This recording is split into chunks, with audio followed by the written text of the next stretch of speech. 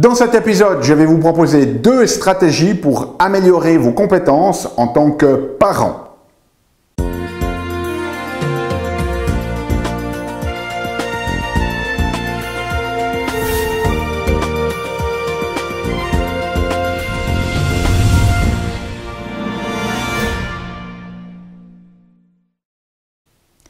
Parce que la vie est bien trop magique pour être petite et que nous avons tous besoin d'une prescription pour grandir en conscience et faire que nos rêves dévorent notre vie. Bonjour, je suis le Dr Yannick Pourly. Bienvenue à un nouvel épisode d'une grande vie où chaque semaine, je vous propose de découvrir des stratégies pratiques pour grandir en conscience, qu'elles soient d'ordre physique, émotionnel, psychologique ou spirituel, parce que c'est cette conscience qui est au cœur d'une vie pleinement vécue et de notre évolution en tant qu'être humain. Alors cette semaine, ce que j'avais envie de faire, c'est de partager avec vous 2 stratégies majeures pour nous aider finalement à être de meilleurs parents, et des formations professionnelles, de meilleurs parents. Et donc, je vous remercie de votre confiance, de me rejoindre. Si vous allez voir cet épisode, eh bien, je vous propose de vous engager pleinement. Votre attention est là de la valeur, donc mettez-y le paquet, rejoignez-nous dans notre espace collaboratif où vous pourrez télécharger notre feuille d'exercice, vous pouvez suivre cet épisode, faire les exercices pour mettre en pratique ces enseignements. Et puis, dans cet espace collaboratif, vous pourrez aussi accéder à la transcription et interagir, poser des questions. Vous avez le lien dans la description de cette vidéo, c'est gratuit pour nous rejoindre, vous devez juste vous inscrire. Donc, je me réjouis de vous retrouver là. Alors maintenant, entrons dans le vif du sujet. Très intéressant. En tant que parent, on a toujours envie d'accumuler des compétences, du savoir pour pouvoir mieux prendre soin de nos enfants. Et il y a des centaines de livres à notre disposition. Mais ce qui est très intéressant, c'est qu'il y a quelques années, une chercheuse qui s'appelle Christina Hardiment, elle a écrit un livre où essentiellement elle a passé en revue 650 livres les plus reconnus dans le domaine des conseils pour les parents. Elle est remontée même jusqu'à 1700, puis elle a fait une espèce de chronologie historique de toutes les recommandations. Et puis en fait, ce qu'elle a réalisé, c'est que la grande majorité de ces recommandations qui étaient faites aux parents de comment élever leurs enfants, eh bien, ce n'est pas des choses qui venaient d'une forme d'intuition relationnelle avec des enfants, c'est en fait des conseils qui sont issus au XVIIIe siècle, des changements qui sont opérés dans le système médical pour finalement industrialiser les soins pédiatriques. C'est-à-dire de comment est-ce qu'on rend un hôpital pédiatrique plus efficace dans ses conseils. Et donc, si vous voulez, c'était quelque chose de très mécanique. Et donc, la plupart de ces conseils, eh bien, finalement, c'est un peu comme l'usine, si vous voulez, plutôt que ce qui se passe vraiment dans la relation parent-enfant. Et donc, les 2 grandes stratégies que je vais vous proposer aujourd'hui, elles viennent d'un livre d'une autre personne qui s'appelle Michaeline Doucleff. Le livre s'appelle Hunt, Gather and Parent. Et cette personne, en fait, ce qu'elle a fait, c'est qu'elle a passé du temps avec des tribus indigènes, que ce soit les Mayas au Mexique, que ce soit les Inuits dans l'Arctique, ou des tribus dans le Serengeti. Et elle a observé, en fait, ces dynamiques de parents à enfants, et ces stratégies sont tirées de son ouvrage. Donc la première grande stratégie ici, c'est d'élever dans la contribution, c'est-à-dire de faire très tôt comprendre aux enfants que voilà, il n'y a pas de différence nécessairement entre les parents et les enfants, mais que les 2 forment une équipe, mais que en même temps, bien, les parents, ils ont aussi beaucoup plus d'expérience pour les enfants de pouvoir interagir avec les parents, c'est une forme de privilège. Okay? Pensez un petit peu à ce qui se passe dans ces réunions familiales où il y a les adultes et les enfants, puis il y a toujours les adultes, et puis la table des adultes et la table des enfants. Et repensez peut-être à une situation où vous avez vécu, où peut-être vous étiez un peu plus grand que tous les autres enfants, mais on vous mettait quand même à la table des enfants. Pas très sympa. Ou alors, parce que vous avez pris un petit peu de l'âge, même si certains autres avaient peut-être juste 6 mois ou une année de moins, tout d'un coup, un jour, on vous a donné le privilège de vous asseoir à la table des adultes. Comment ça vous a fait sentir? Et donc, cette notion de faire comprendre aux enfants que oui, ils font partie d'une équipe, mais que c'est aussi un privilège que de pouvoir interagir avec les enfants. C'est très très important.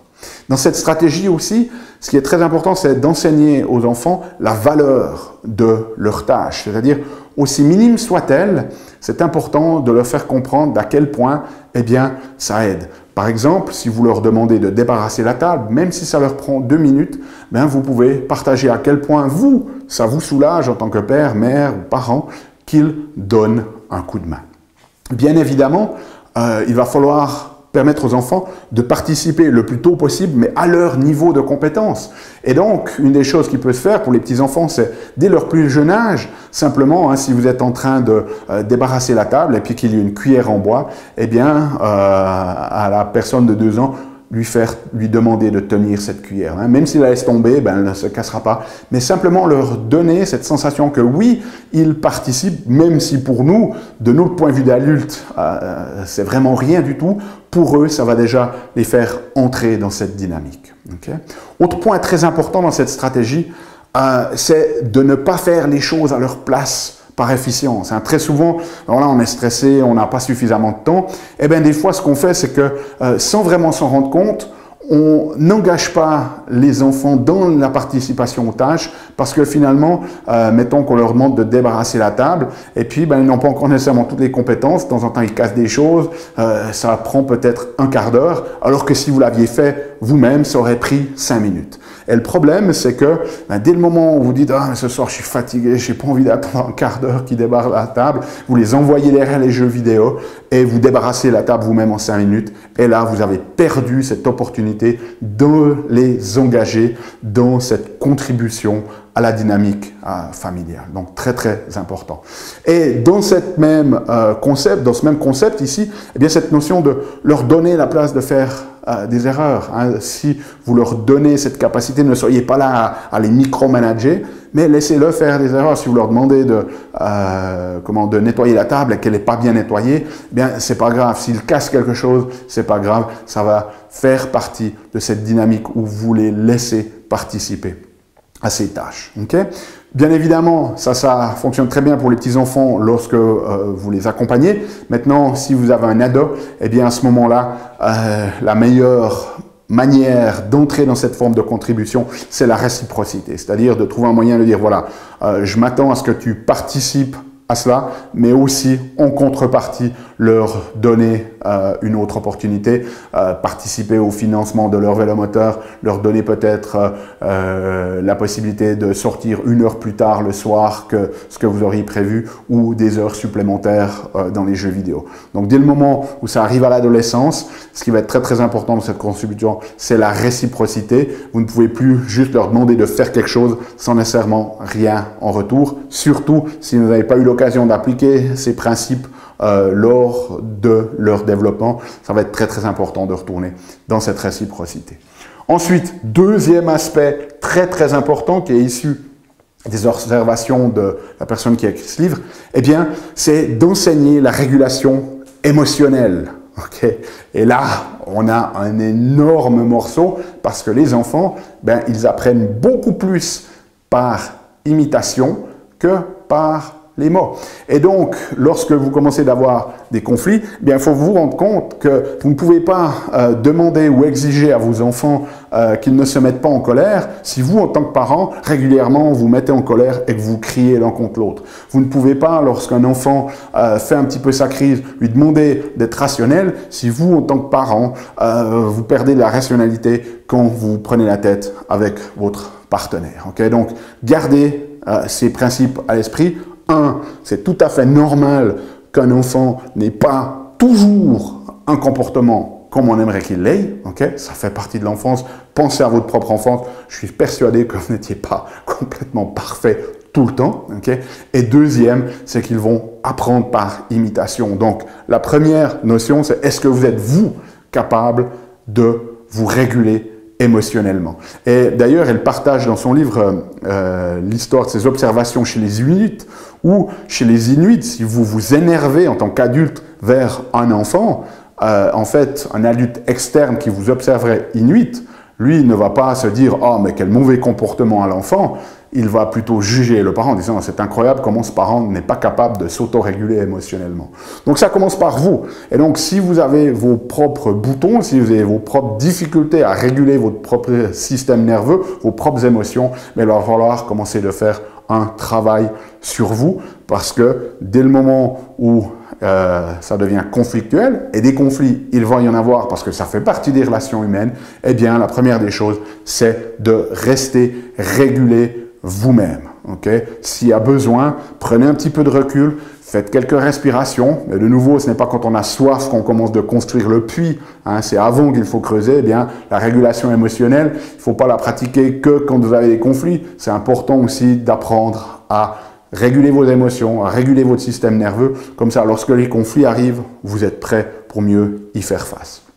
L'autre aspect, lorsqu'il y a une crise, c'est de prendre cette crise comme une opportunité.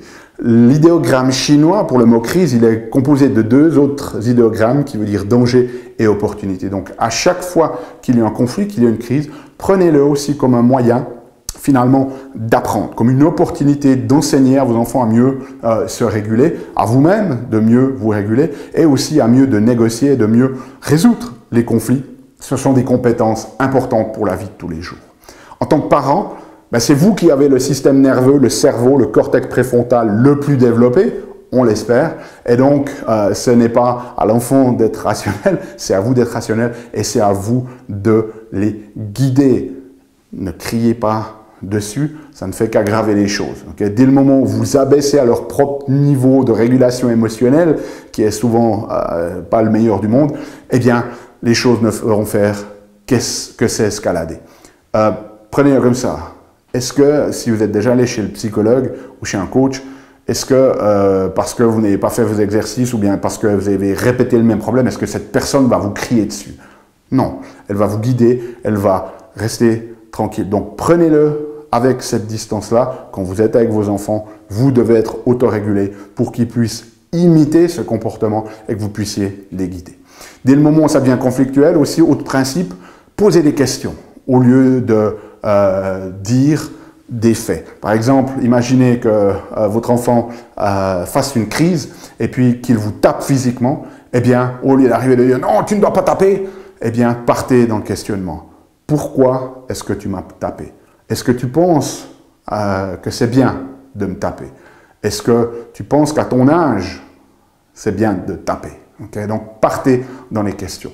Et puis, dernière chose pour aider à réguler aussi, rien de tel que le toucher. Okay?